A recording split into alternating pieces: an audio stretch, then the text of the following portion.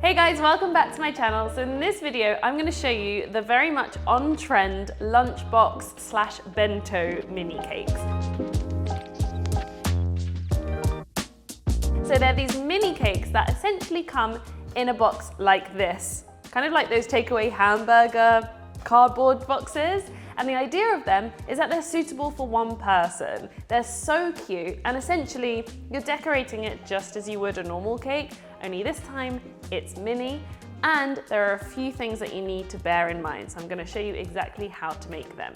So what I have in front of me are two 4-inch cakes. So this is half of my regular sponge cake recipe split into two 4-inch tins, and it creates two cakes. This is a perfect size for one of these boxes. So depending on where you're based, depending on what boxes you can get, depends on how big or small your cakes should be. But I can see that this 4-inch cake is going to fit perfectly inside this box.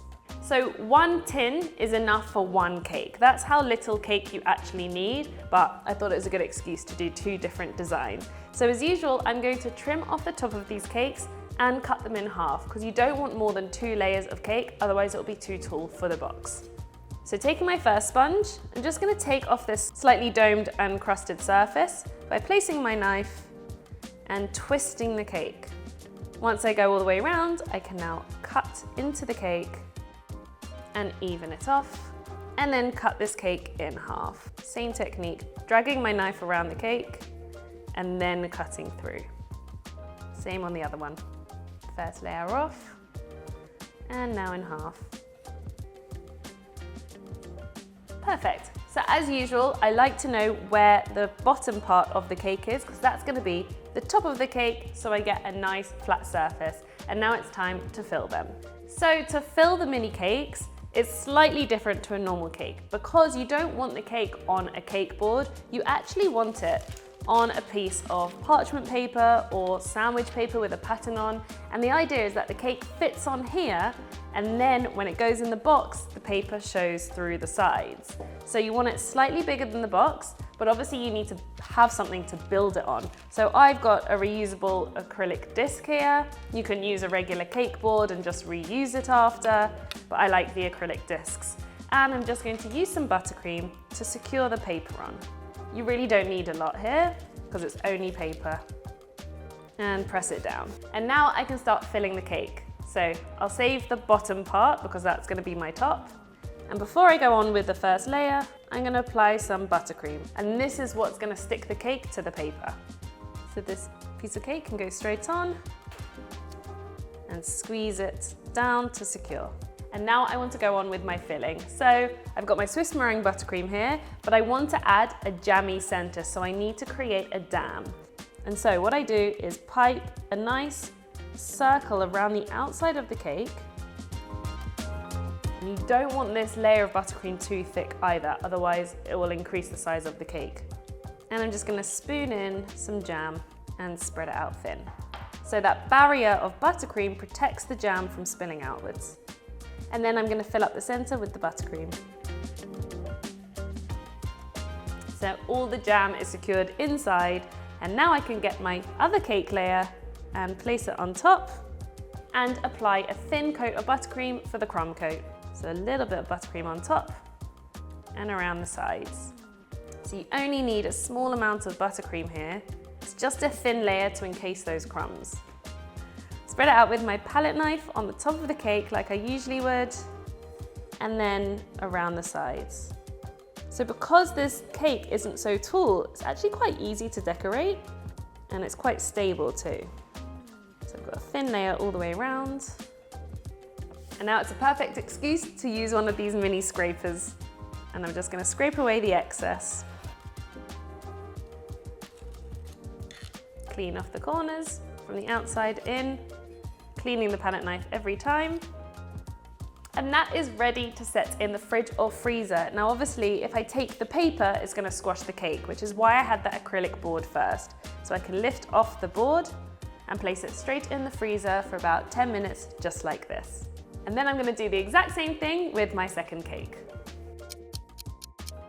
So the crumb coat is nice and set, so I can do the second coating. So on this one, I want just a solid pink coating. So I've colored some of my buttercream pink and placed it in a piping bag so I can pipe straight on to the cake. So as always, I'm gonna start at the very bottom. Air bubble. And work my way up the side of the cake, trying to keep that pressure as even as possible as I pipe. It's so refreshing doing one of these mini cakes, because it really is half the time. And then the very top. And again, careful not to do the top too thick, because you don't want to build up the height of this cake, otherwise the lid of the box won't close. Then flatten out the top with my palette knife.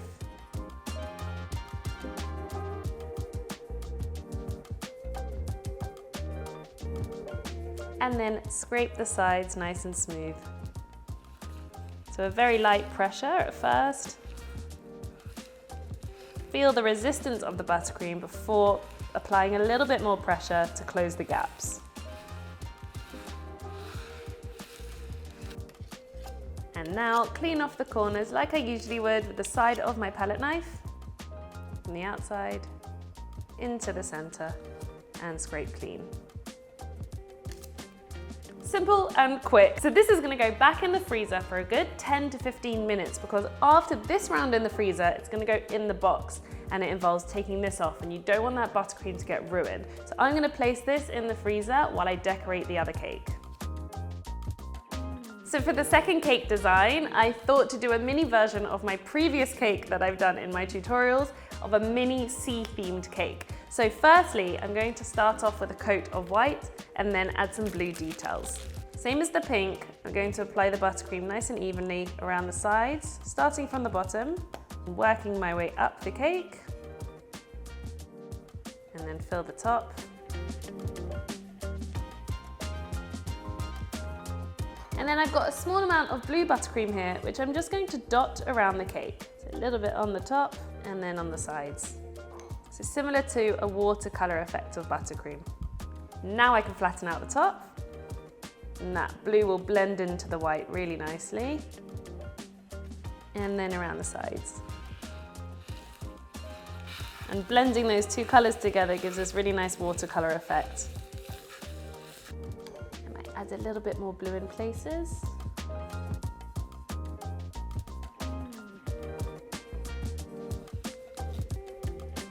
Nice. And then clean off the corners.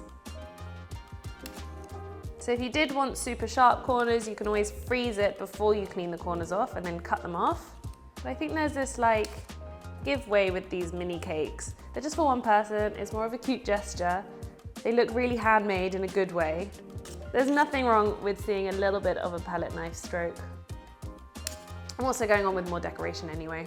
Very cute. So I'm gonna put this back in the freezer and prepare my decorations for both cakes.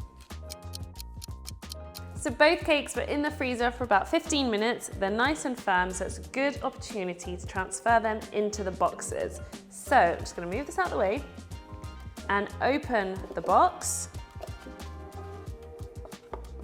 And then carefully take the cake from the board. Ooh, this is the bit where you don't breathe.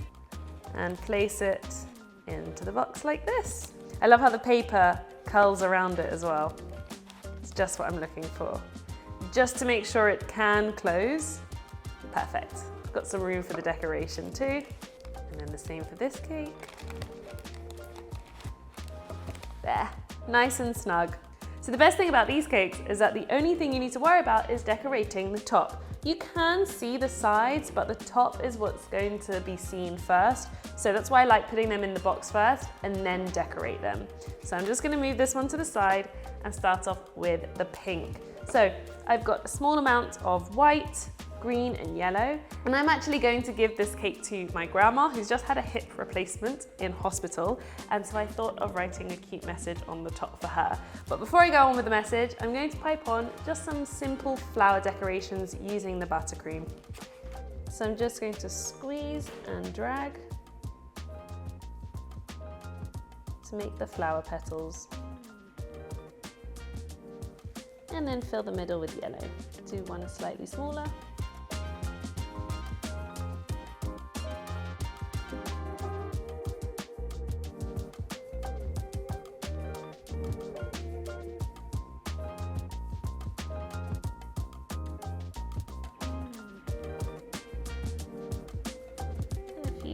Dots for extra decoration. It's also nice to create a border to the cake as well. And now for the message.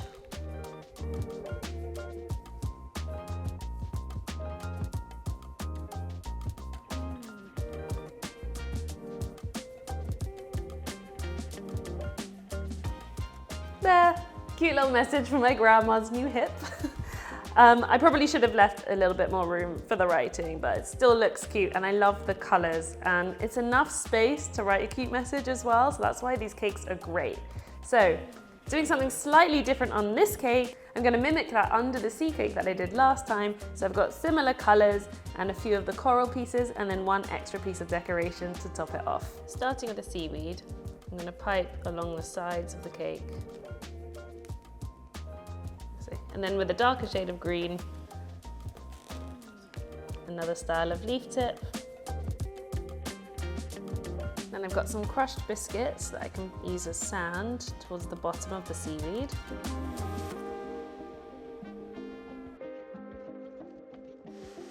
And I've got a couple of small pieces of coral that are just going to sit on top of the seaweed, add some texture. And then I have a macaron, which I can fill with buttercream. And then add a sprinkle at the front to mimic a clam shape. And that is just going to be floating. Adorable.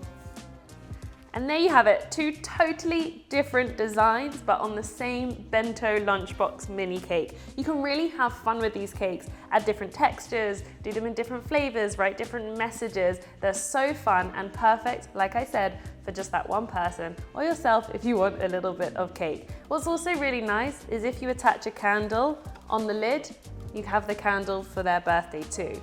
What I would suggest is before closing the lids to these, give the cakes another freeze, especially once you've gone on with that fresh decoration, before you close the lid, just for that extra security. I hope you enjoyed this tutorial. Try one of these out yourselves. I've written all the relevant information of my recipes and equipment that I use in the description box below. In the meantime, check out my other tutorials on my YouTube channel, like this video, subscribe to my channel, and see you soon for more cake tutorials.